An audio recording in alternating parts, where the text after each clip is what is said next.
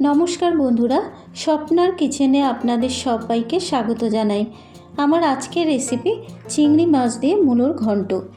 যারা মূলো খেতে অপছন্দ করেন তারা যদি চিংড়ি মাছ দিয়ে এভাবে মূলোর ঘন্টটা রান্না করেন খেতে কিন্তু খুবই ভালো লাগে।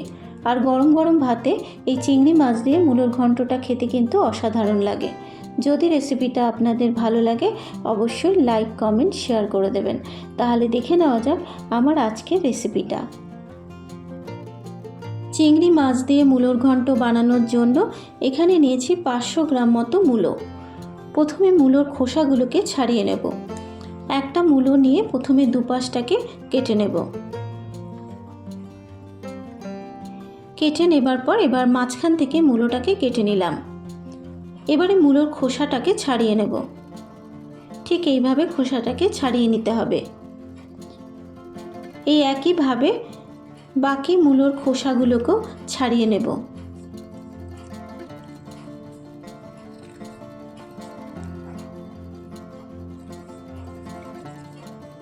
দেখুন প্রত্যেকটা মূলোর খোসা ছাড়িয়ে নেওয়া হয়ে গেছে। খোসা ছাড়িয়ে নেবার পর এবার মূলোগুলোকে জল দিয়ে ধুয়ে জলটাকে ঝরিয়ে রেখেছি। এবারে একটা গ্রেটারের সাহায্যে মূলোটাকে গ্রেট করে নেব। ঠিক এইভাবে মূলোটাকে গ্রেট করে নিতে হবে। আপনাদের কাছে যদি গ্রেটার না থাকে আপনারা কিন্তু ছুরি বা বটির সাহায্যেও মিহি করে কুচিয়ে নিতে পারেন। এই একইভাবে বাকি মূলোগুলোকেও গ্রেট করে নেব।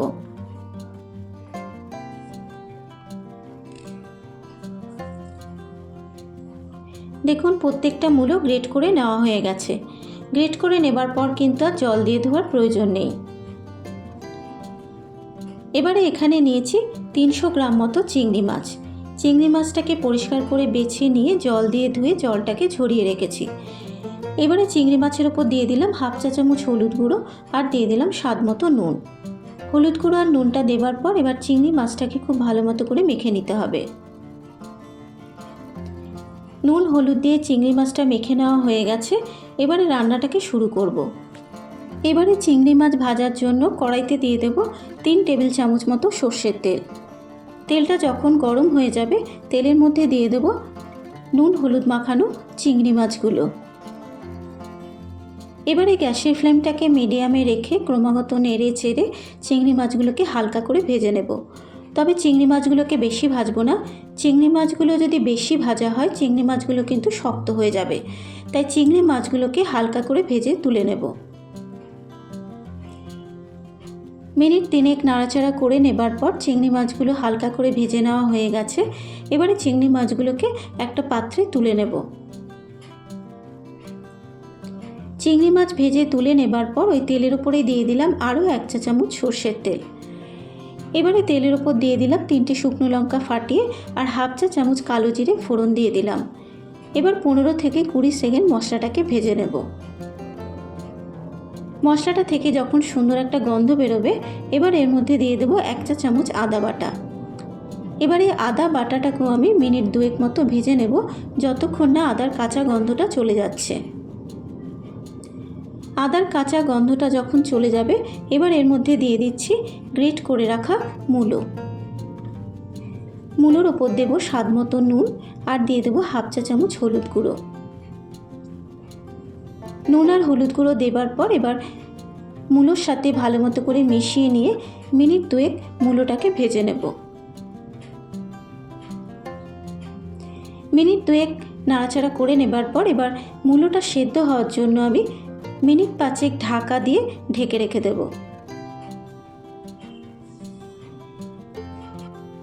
5 মিনিট পর এবার ঢাকনাটাকে খুলে মূলোটাকে একবার একটু নাড়াচাড়া করে নেব।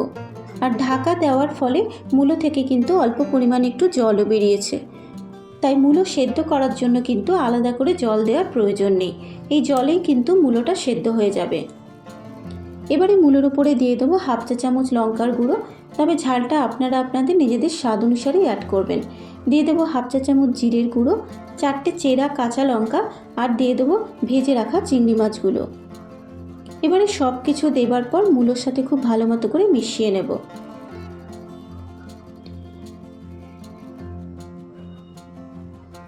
মিনিট 2 নাড়াচাড়া করে নেবার পর এবার আমি আরও 5 মিনিটের জন্য ঢেকে রেখে মূলোটাকে রান্না হতে দেব।